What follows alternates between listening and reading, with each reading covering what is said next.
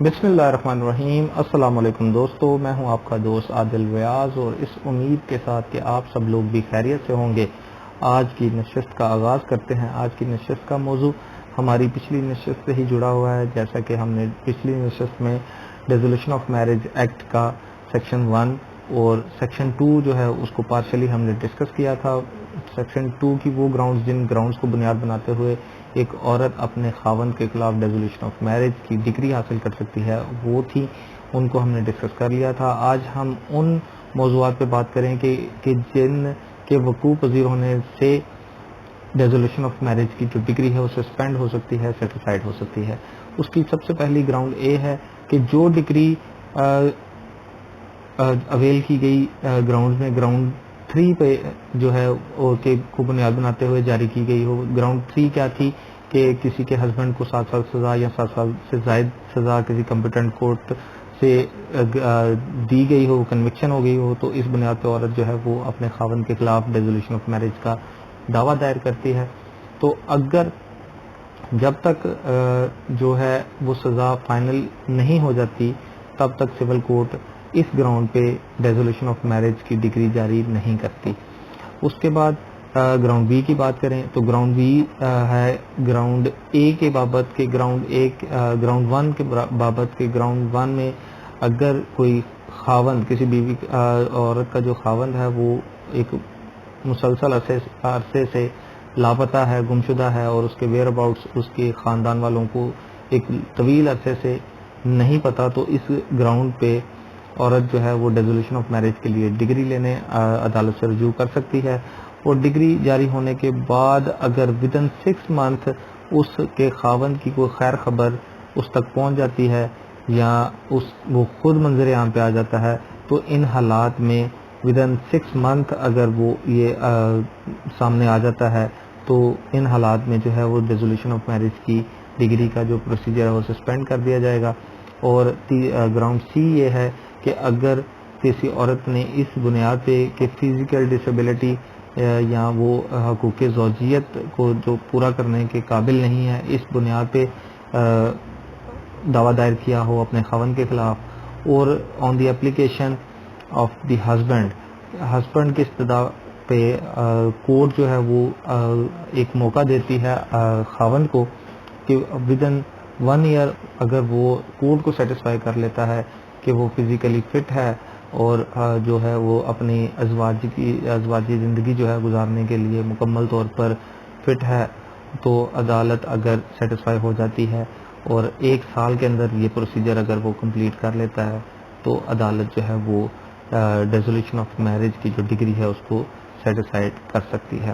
اس کے بعد سیکشن 3 پہ آ جاتے ہیں۔ سیکشن 3 نوٹسز کی بابت ہے کہ اگر ایک بندہ مس پلیس ہے، گمشدہ ہو گیا ہے، اس کی ویئر اباؤٹس نہیں پتہ ہے، تو وہ پھر جو ہے وہ نوٹسز کس پہ ان کی تعمیل ہوگی، کون اس کی جگہ پہ آ کے دعویٰ میں پیش ہوگا، کس کے علم میں آنا تنسیخ نکاح کا دعویٰ جو ہے وہ ضروری ہے۔ اس کے جو بندہ مس پلیس ہے اس کے جو وارث ہیں ان کو پلیڈ کرنا لازمی ہوگا۔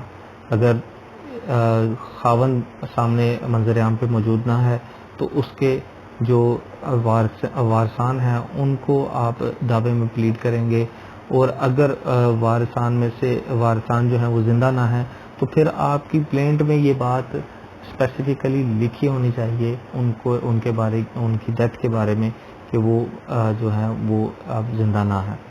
اس کے بعد سیکشن 3 کا سیکشن اے ہم نے اب ڈسکس کیا۔ سیکشن 3 کا سب سیکشن بی میں ہے کہ نوٹسز کی جو تعمیل ہے وہ ہونا مینڈیٹری ہے۔ شیل کا ورڈ استعمال کیا گیا ہے کہ وہ ضروری ہے کہ نوٹسز کی جو تعمیل ہے وہ وارثان پہ کروائی جائے۔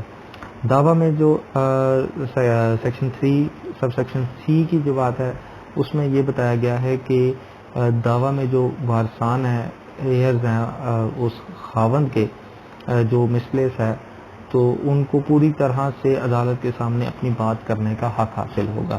ان کیس اگر کوئی وارث نہیں ہے تو پیٹرنل انکل یا بردر آف دی ہسبینڈ جو ہے ان کو بھی دعویٰ میں پارٹی بنایا جا سکتا ہے، اور چاہے وہ جو وارث نہیں ہے لیکن پھر بھی ان کو پلیڈ کیا جا سکتا ہے اور ان کی اسٹیٹمنٹس جو ہیں وہ دعوے میں ریکارڈ کی جا سکتی ہیں.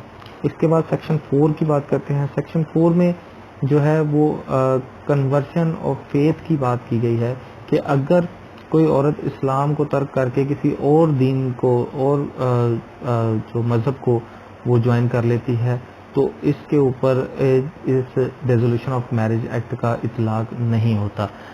مطلب کہ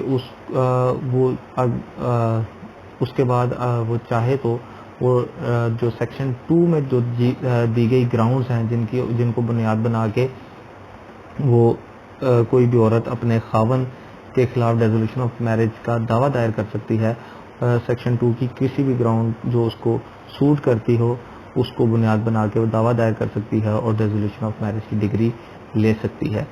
اور اگر ایک غیر مسلم عورت جو ہے وہ کنورٹ ہو جاتی ہے اسلام میں اور کنورٹ ہونے کے بعد کچھ عرصہ مسلمان رہنے کے بعد وہ دوبارہ اسلام کو بھی ترک کر کے واپس اپنے پرانے مذہب میں چلی جاتی ہے تو اس کے اوپر کسی قسم کا اس ایکٹ کا اطلاق نہیں ہوتا.